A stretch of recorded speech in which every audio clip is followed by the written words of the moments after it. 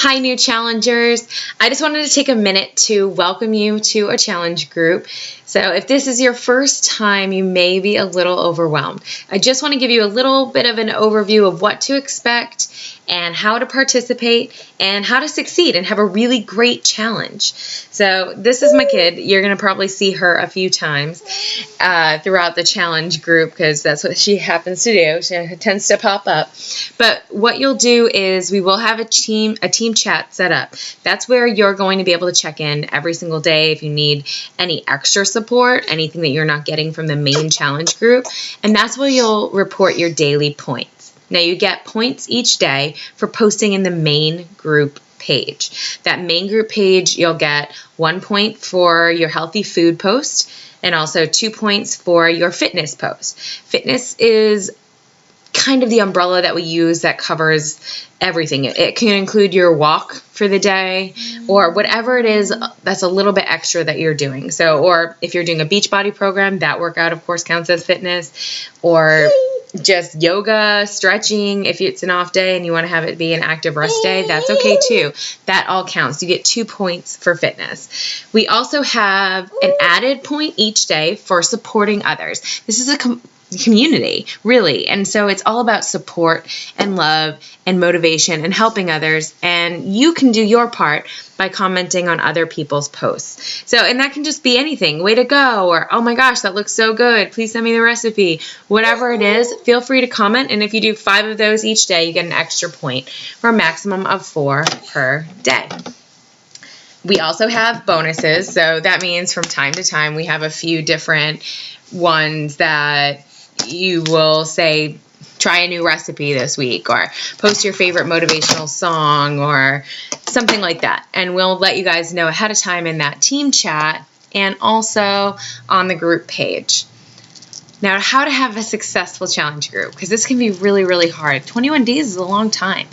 But if you post every single day what you're doing and let us know, you're more likely to be successful.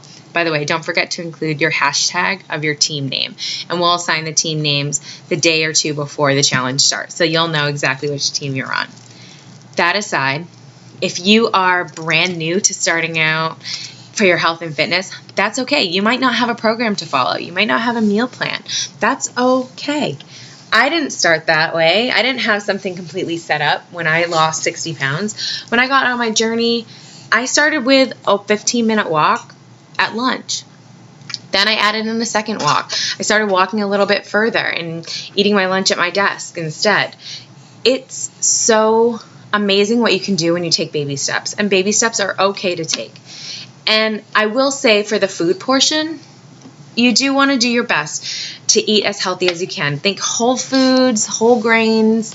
Things that you can find in nature are great, like fruits and vegetables, and feel free to cook them, of course. But definitely try new things, because I don't know if you know this, but your taste buds change every 7 years. So you might have hated, say, mushrooms when you were a kid, and you love them now. I will say I was one of those haters, and then all of a sudden, out of nowhere, I can eat mushrooms with every meal now.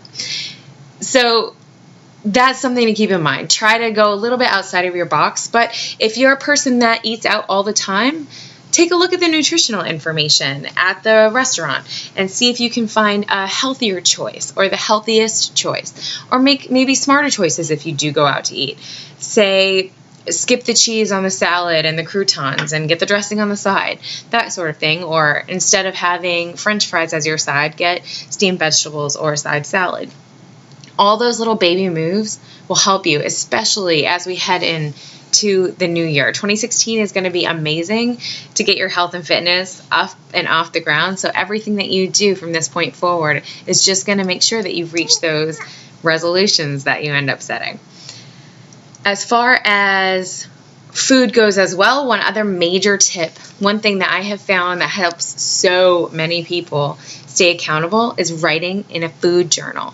This can be several things. You can either just take a piece of paper and write it down and do approximate number of calories by weighing it out and say, okay, that chicken is, I weighed it out, it has 4 ounces, so it's about 120 calories, and write it down that way. Or you can use a food app. There's a lot of apps out there.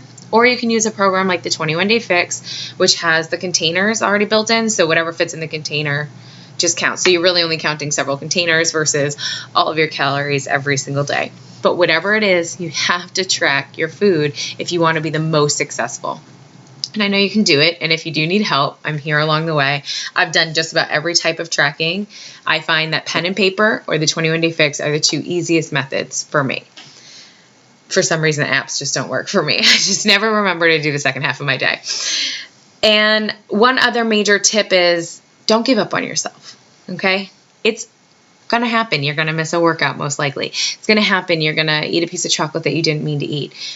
Or have a big meal and splurge and have a couple of glasses of wine and dessert at a dinner for whatever reason. Don't beat yourself up. Just get right back on track with the very next meal or snack that you've scheduled. And also, one other tip, try to prep ahead. Okay, prepping ahead, if you can kind of like plan out your meals, or if you're really great at prepping ahead and can plan out your whole week, you will save money.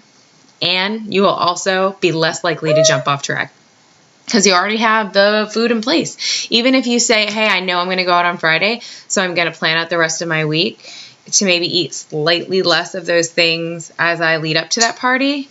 And then I'm not going to feel as bad if I splurge a little bit. That's planning. That's planning ahead. That's prepping ahead. That's okay. It's a great way to handle that situation. There's one last thing. I know I'm getting a little long, so thanks for your patience for sticking with me. The science behind a calorie or a pound is that it takes burning 3,500 calories more than you eat. Oh, that's it. I know we're talking about science and math. A lot of people don't like that. But it takes 3,500 calories to burn a pound. So you have to burn 3,500 calories more than you're eating. So if you want to burn 1 pound a week, you have to burn 500 more calories each day than you're consuming. I don't know if that was eye-opening for you, but it was eye-opening for me when I very first found that out about a decade ago or so. And it's science. If you do the work, eventually over the course of a month, you will lose it. Yes, sometimes you lose it a little faster if it's water weight in the beginning, but your body does level out, and if you do the work, by the end of the month, the total is there. All right, well, she's getting a little cranky, which means you might be getting a little cranky listening to a long message, but I hope that these helpful tips will get you off on the right start. If you have any questions at all, please, please, please contact me, or if I am not your direct coach, feel free to contact your coach too. We're here for you every single step of the way. You can't message us too often, and we'll reply as soon as we can.